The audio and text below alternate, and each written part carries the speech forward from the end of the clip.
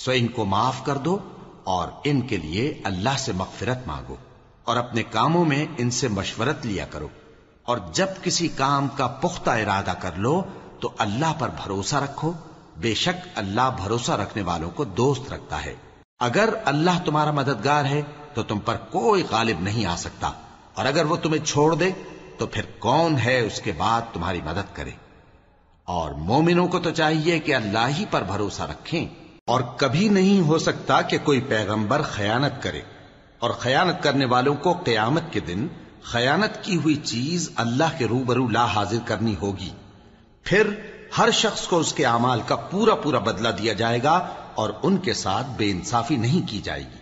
بھلا جو شخص اللہ کی خوشنودی کا تابع ہو وہ اس شخص کی طرح ہو سکتا ہے جو اللہ کی ناخوشی میں گرفتار ہو، اور جس کا ٹھکانہ دوزخ ہے اور وہ برا ٹھکانہ ہے۔ سب لوگوں کے اللہ کے ہاں مختلف درجے ہیں، اور اللہ ان کے سب اعمال دیکھ رہا ہے۔ اللہ نے مومنوں پر یقیناً احسان کیا ہے کہ ان میں انہی میں سے ایک پیغمبر بھیجے جو ان کو اللہ کی آیتیں پڑھ پڑھ کر سناتے اور ان کو پاک کرتے اور انہیں کتاب و حکمت کی تعلیم دیتے ہیں، اور پہلے تو یہ لوگ کھلی گمراہی میں تھے۔ بھلا یہ کیا بات ہے کہ جب احد کے دن کفار کے ہاتھ سے تم پر مصیبت واقع ہوئی، حالانکہ جنگ بدر میں اس سے دگنی مصیبت تمہارے ہاتھ سے ان پر پڑ چکی ہے، تو تم کہنے لگے کہ یہ آفت ہم پر کہاں سے آ پڑی؟ کہہ دو کہ یہ تمہاری ہی شامت اعمال ہے کہ تم نے پیغمبر کے حکم کے خلاف کیا، بے شک اللہ ہر چیز پر قادر ہے۔ اور جو مصیبت تم پر دونوں جماعتوں کے مقابلے کے دن واقع ہوئی سو اللہ کے حکم سے واقع ہوئی، اور اس سے یہ مقصود تھا کہ اللہ مومنوں کو اچھی طرح معلوم کر لے اور منافقوں کو بھی معلوم کر لے۔ اور جب ان سے کہا گیا کہ آؤ اللہ کے رستے میں جنگ کرو یا کافروں کے حملوں کو روکو، تو کہنے لگے کہ اگر ہم کو لڑائی کی خبر ہوتی تو ہم ضرور تمہارے ساتھ رہتے۔ یہ اس دن ایمان کی نسبت کفر سے زیادہ قریب تھے، منہ سے وہ باتیں کہتے ہیں جو ان کے دل میں نہیں ہیں، اور جو کچھ یہ چھپاتے ہیں اللہ اس سے خوب واقف ہے۔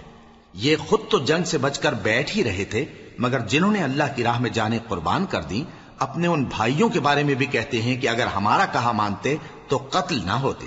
کہہ دو کہ اگر سچے ہو تو اپنے اوپر سے موت کو ٹال دینا۔ جو لوگ اللہ کی راہ میں مارے گئے ان کو مرے ہوئے نہ سمجھنا، وہ مرے ہوئے نہیں ہیں بلکہ اللہ کے نزدیک زندہ ہیں اور ان کو رزق مل رہا ہے۔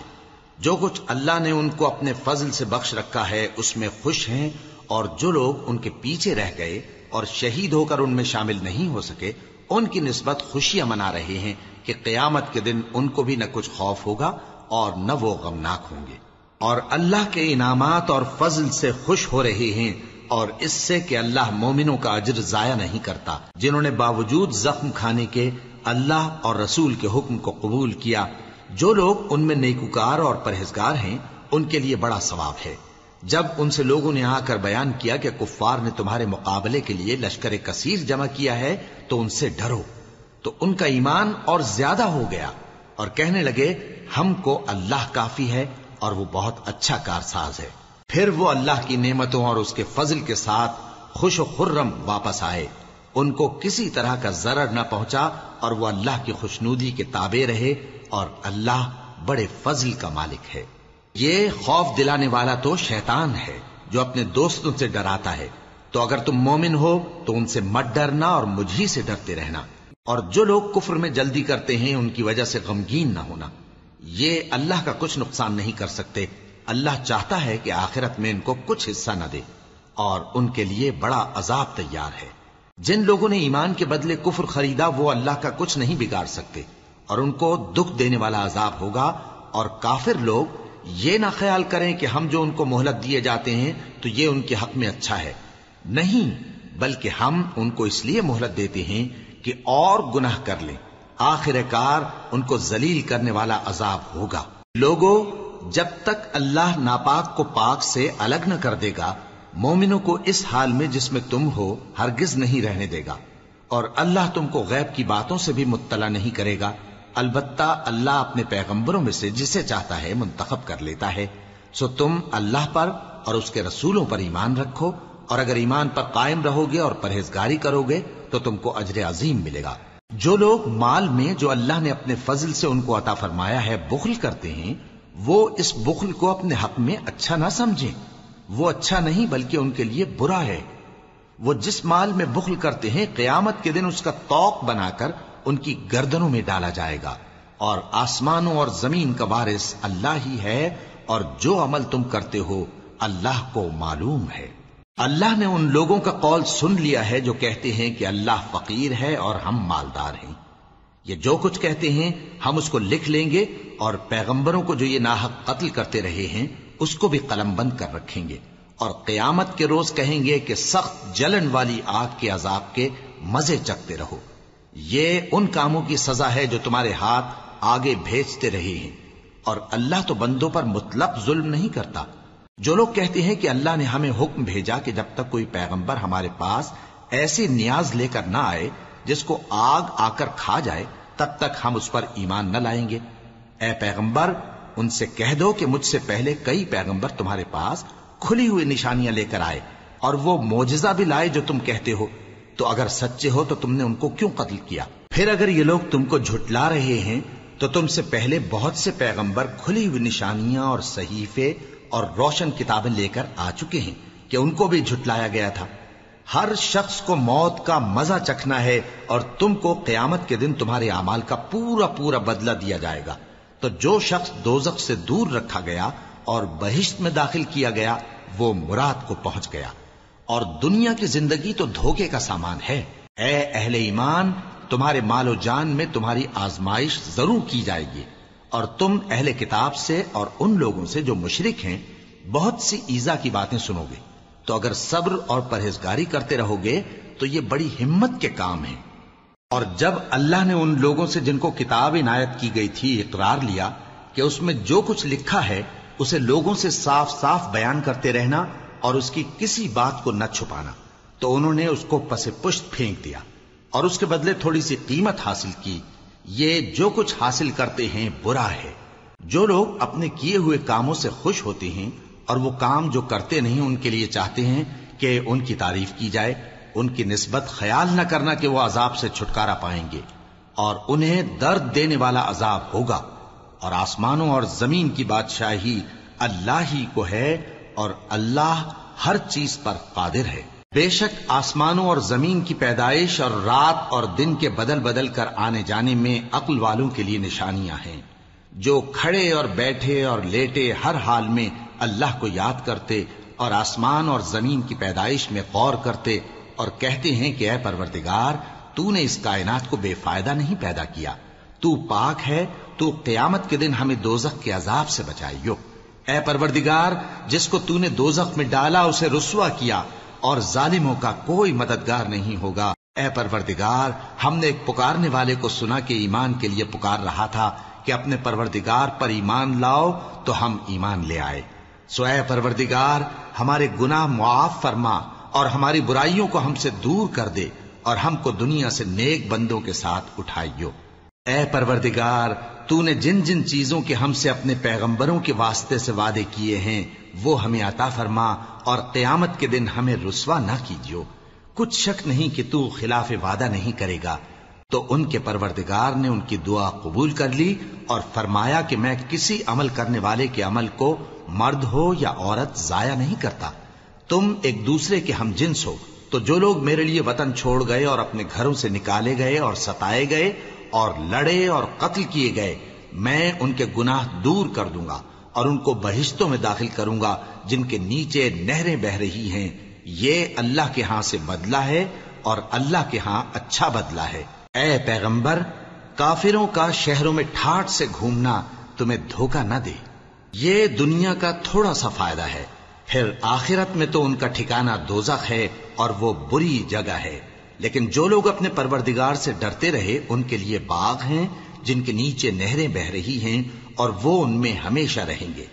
یہ اللہ کے ہاں سے ان کی مہمانی ہے، اور جو کچھ اللہ کے ہاں ہے وہ نیکوکاروں کے لیے بہت اچھا ہے۔ اور بعض اہل کتاب ایسے بھی ہیں جو اللہ پر اور اس کتاب پر جو تم پر نازل ہوئی اور اس پر جو ان پر نازل ہوئی ایمان رکھتے ہیں، اور اللہ کے آگے عاجزی کرتے ہیں، اور اللہ کی آیتوں کے بدلے تھوڑی سی قیمت نہیں لیتے۔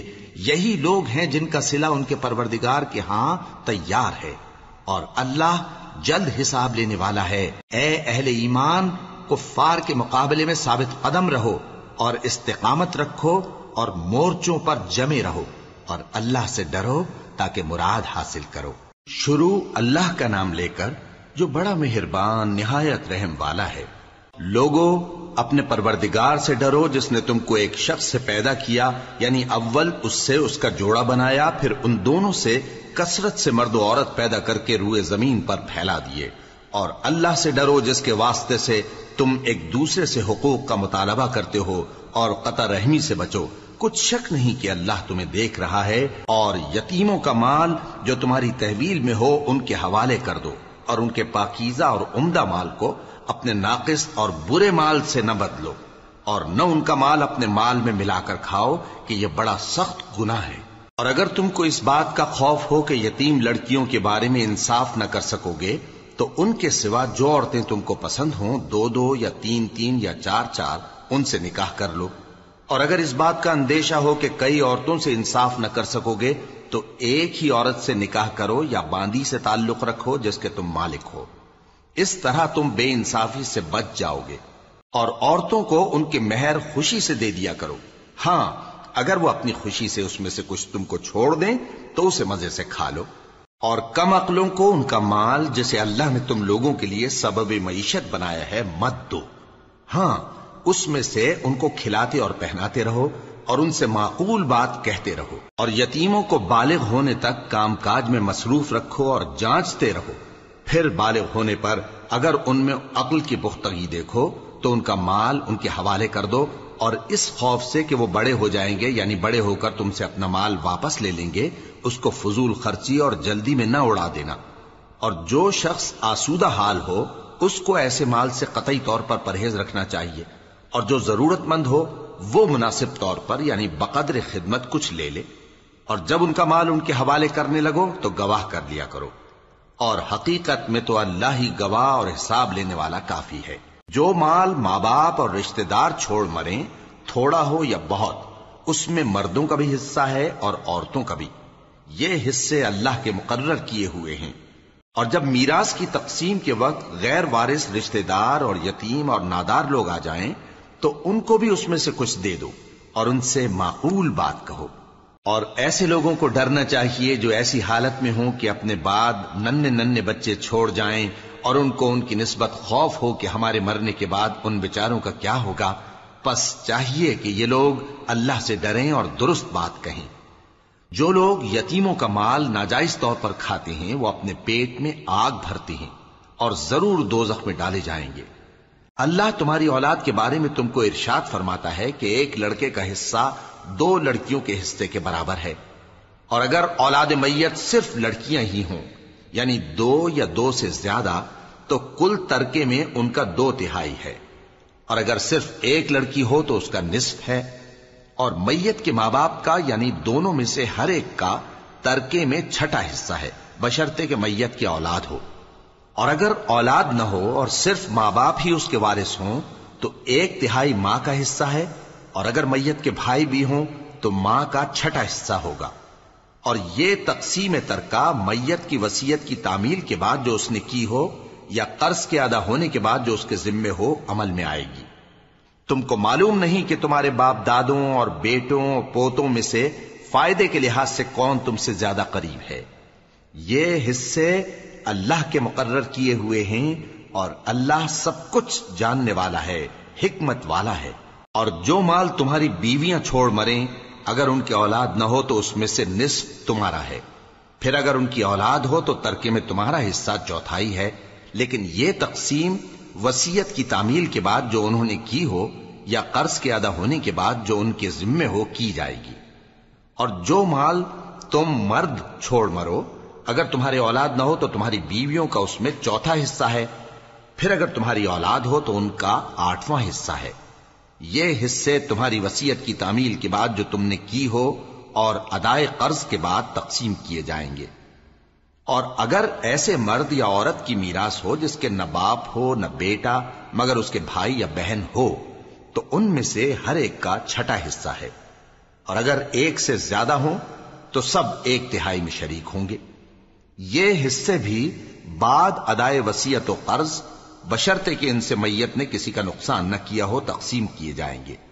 یہ اللہ کا فرمان ہے اور اللہ نہایت علم والا ہے، بردبار ہے۔ یہ تمام احکام اللہ کی حدیں ہیں، اور جو شخص اللہ اور اس کے پیغمبر کی فرما برداری کرے گا اللہ اس کو بہشتوں میں داخل کرے گا جن میں نہریں بہ رہی ہیں، وہ ان میں ہمیشہ رہیں گے، اور یہ بڑی کامیابی ہے۔